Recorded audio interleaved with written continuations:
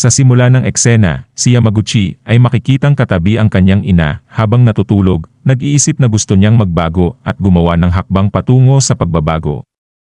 Ang kanyang determinasyon ay agad na sinusubok ng sa susunod na eksena, makita niya si Yuto na tumatakbo sa umaga. Sa kanyang pagnanais na matuto ng esport at magkaroon ng mas malusog na pamumuhay, sinabi ni Yamaguchi kay Yuto na nais niyang simulan ang pagtakbo upang mapabuti ang kanyang stamina at balak niyang magtrabaho part-time para makapag-aral ng boxing. Si Yuto, na masigasig sa ideya, ay nag-alok ng suporta at nagmungkahi na magsanay sila ng magkasama. Sinimulan nila ang pagtakbo, ngunit hindi nagtagal, hirap na si Yamaguchi na makasabay kay Yuto. Sa kabila ng kanyang paghihirap, naging malinaw kay Yamaguchi ang pagsisikap at dedikasyon na kinakailangan para maabot ang isang layunin.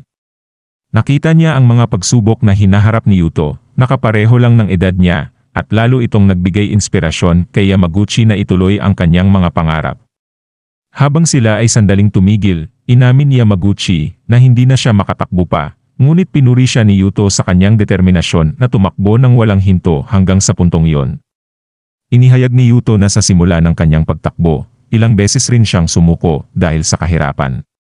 Ang pagbabahagi ng karanasang ito ay nagbigay kay Yamaguchi ng karagdagang lakas ng loob na patuloy na magpursige sa kabila ng mga pagsubok. At sa isang tahimik na sandali na magkasama sina Yamaguchi at Yuto, ang panonood ng pagsikat ng araw ay nagbigay sa kanila ng malalim na karanasan. Ibinahagi ni Yuto ang ganda at kalayaan na nararamdaman niya tuwing tumatakbo siya ng maaga sa umaga. Ipinaliwanag niya kay Yamaguchi kung paano nagdudulot ng kapayapaan at tagumpay ang makita ang lungsod na unti-unting nagigising. Ang sandaling ito ng katahimikan ay nagtulak kay Yuto na magtanong tungkol sa likas na ugali ng mga tao, bakit sa kabila ng kanilang pagbabahagi ng espasyo, madalas silang nagtutulakan at nagkakasakitan imbes na yakapin ang kalayaan at pagpapahalaga sa bawat isa. Bagaman tahimik lang si Yamaguchi, malinaw na naapektuhan siya ng mga pagmumuni-muni ni Yuto, na nagpapakita ng isang sandali ng realisasyon at koneksyon sa pagitan nila. Nag-iba ang eksena patungo sa isang silid-aralan kung saan break time ng mga estudyante habang kumakain.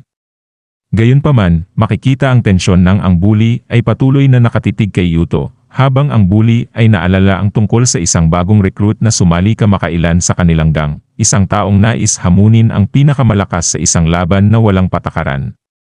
Sa interes, ipinadala ng isa sa member ng gang ang recruit na ito sa pinakamatitigas na miyembro ng gang, at sa hindi inaasahang pagkakataon, nagawa ng bagong recruit na talunin silang lahat mag-isa, na nagpatunay sa kanyang kahusayan at pagiging maalamat na figura sa kanilang grupo. Ang mga miyembro ng gang, na humanga sa kakayahan ng recruit, ay nangako na dadalhin sa kanya ang higit pang mga hamon na sumusulong sa kanyang hangarin sa konfrontasyon at pagkilala. Samantala ang kaswal na pagtatanong ng bagong recruit sa bully tungkol sa lakas ng nakalaban nito na si Yuto ay nagpapahiwatig ng kanyang kumpiyansa at kasabikan na subukin pa ang kanyang mga kakayahan. Balik sa kasalukuyan ng ang bully ay ipinapakitang hindi mapakali at galit na galit dahil sa isang hindi inaasahang alok mula kay Yuto na kumain silang magkasama. Gayunpaman, ang bully ay nagpakita ng pagtanggi hinawi ang pagkain na ikinatapon nito at agad umalis, na nagresulta sa pagkabigla at pagkagulat ng kanilang mga kaklase. At ang bully na lumipat ng lugar, na labis na nag-iisip at puno ng galit, habang ang mga taong dumadaan ay nagtataka sa kanyang inaasal. Kalaunan, kumalat ang usap-usapan tungkol sa kanyang pagtatangka na mangbully noong unang araw ng eskwela, at kung paano siya napahiya ni Yuto sa isang eskinita. Ang insidenteng ito ay nagdulot ng malaking kahihiyan sa bully. At habang lumilipas ang panahon, ang bawat isa sa kanila ay nagpatuloy sa kanilang mga landas. Si Yamaguchi ay masigasig sa kanyang part-time na trabaho bilang dishwasher, habang si Yuto ay patuloy na sumasailalim sa matinding pagsasanay kasama ang kanyang coach na si Misaki. At ang bully, sa kabilang banda, ay tila tuluyan nang nawala na pinag-uusapan ng mga estudyante dahil sa kanyang biglaang pagkawala at kahihiyan. Lipat ang eksena nang makatanggap si Yuto ng isang hindi inaasahang video call mula sa isang tao na nagpakilalang si Kazu, na lumilitaw bilang isang bagong hamon sa buhay ni Yuto. Sa kabilang dulo ng tawag, ipinakita ni Kazu si Yamaguchi na bugbog at nakagapos, na nagpapahiwatig ng isang mas malalim at mas komplikadong sitwasyon kaysa sa inaasahan. Si Kazu, na tinatawag ang kanyang sarili bilang anti-hero, ay tila nagtataglay ng isang bagong banta hindi lamang kay Yuto, kundi pati na rin sa mga taong malapit sa kanya.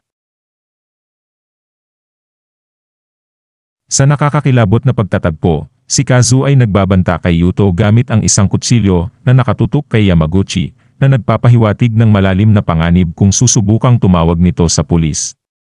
At pagkalipas ng ilang sandali, sa pagdating ni Yuto sa pinangyarihan, agad siyang sinalubong ni Kazu na may nakangiting mukha, na nagpapakita ng kanyang kagustuhan sa nakatakdang laban. Sa kabila ng mabilis na pagdating ni Yuto, napahanga si Kazu sa pisikal na kondisyon at determinasyon ni Yuto, na tila hindi pagod kahit tumakbo pa ito papunta roon.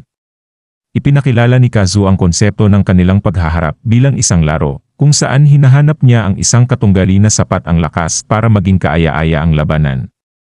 Binanggit niya na ang mga nakaraang kalaban ay hindi naging hamon sa kanya, at si Yuto lamang ang naging kilala bilang isang malakas na kalaban. Ang pangangailangan ni Kazu na gumawa ng matinding hakbang para makuha ang pansin ni Yuto ay nagpapakita ng kanyang pagka-obses sa paghahanap ng isang tunay na hamon. At pagkatapos mainsulto sa dahilan ni Kazu kung bakit niya ginawa ang lahat ng iyon, ay agad na umatake si Yuto, na inilagan naman agad ni Kazu ng mabilis at bumalik ng suntok, diretso na tumama sa mukha ni Yuto, na nagdulot ng pagkagulat kay Yamaguchi na unti-unting bumabalik sa kanyang ulirat. Sa kabila ng malakas na palitan, kapansin-pansin ang pagkabigla ni Kazu nang makita niyang nakatayo pa rin si Yuto, na nagpapahiwatig ng di pangkaraniwang katatagan ni Yuto. Sa kabilang banda, ang bully, na tahimik na nanonood ng laban, ay naniniwala na kahit gaano pa kalakas si Yuto, hindi siya sapat para talunin si Kazu, na itinuturing niyang isang tunay na henyo sa labanan. Ang pagkilala ng bully sa kasanayan ni Kazu, na nakapagpabagsak sa mga dating profesional na boksingero gamit lamang ang simpleng atake, ay nagpapakita ng paghanga niya sa natural na talento ni Kazu. Kumbinsido ang bully na si Yuto, sa kabila ng kanyang lakas, ay walang pagkakataon laban kay Kazu. Ibinunyag ng bully na sa loob lamang ng isang buwan, nagawa ni Kazu na wasakin ang lahat ng biker gang sa lugar, itinuturing siya sa isang ibang antas ng lakas at kasanayan. Sa kabilang banda, habang nakikipaglaban, nagmumuni-muni si Kazu sa kanyang pagtataka kay Yuto. Bagamat napansin niya ang pambihirang kondisyon ng katawan, bilis, at eksaktong paggalaw ni Yuto, nadama ni Kazu na iyon lang ang kaya ni Yuto, na para bang siya ay nakikipaglaban sa isang karakter sa video game na sadyang na program para sa labanan.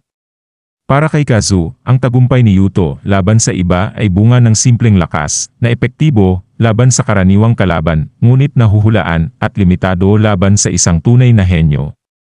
Sa kabila ng mga pag-iisip na ito, muling umatake si Kazu ng direkta sa mukha ni Yuto, na nagdulot ng pagkabigla kay Yamaguchi sa nasaksihan. Gayunpaman, ang pagkabigla ay nadagdagan ng makita ni Kazu, kasama sina Yamaguchi at ang bully, na nakatayo pa rin si Yuto matapos ang malakas na suntok. Nagtataka si Kazu sa katatagan ni Yuto, at parehong si Yamaguchi at ang bully ay nabigla sa hindi inaasahang katatagan ni Yuto. Samantala, binigyang diin ni Yuto ang kahalagahan ng paggamit ng lakas para sa kabutihan ng iba, hindi lamang para sa sariling kasiyahan.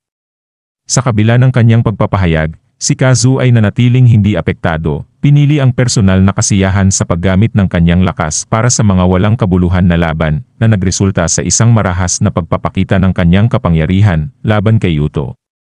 Ang laban ay naging isang panig na pang-aapi, kung saan mararamdaman, hindi lamang ang pisikal na sakit kundi pati na rin ang pagkabigo at kawalan ng magawa. Sa paglipat ng eksena, si Yamaguchi ay naglakad pauwi, bumalik sa kanyang nakagawiang buhay kasama ang kanyang lasing na ina, isang malungkot na paalala ng mga hamon na kinakaharap niya araw-araw. Ang kanyang buhay, tulad ng marami, ay puno ng mga laban na kailangan niyang harapin. Samantala, sa ospital, natanggap ni Yuto ang isang sulat mula kay Yamaguchi. Sa liham, ibinahagi ni Yamaguchi ang kanyang desisyon na iwan ang eskwelahan at sumakay sa isang barko upang maghanap buhay dahil sa mga pangyayari sa kanyang tahanan. Ipinahayag niya ang kanyang mga pagdududa at pag-asa tungkol sa buhay, ang pagnanais na maging ibang tao, at ang malungkot na pagtanggap sa kanyang kapalaran. Gayunpaman, pinasalamatan niya si Yuto sa pagiging isang mabuting kaibigan sa kanya, kahit sa maikling panahon lang nila magkasama. Ang liham ni Yamaguchi ay nagbigay inspirasyon kay Yuto, na nagpa siyang kailangan niyang maging mas malakas. Ang desisyong ito ay hindi lamang para sa kanyang sarili, kundi para sa mga mahal niya sa buhay at para sa mga tao na maaari niyang tulungan sa kanyang lakas. At dito na po natatapos ang yugtong ito. Maraming salamat po. Mag-like at subscribe para sa susunod na kabanata. Hanggang sa muli.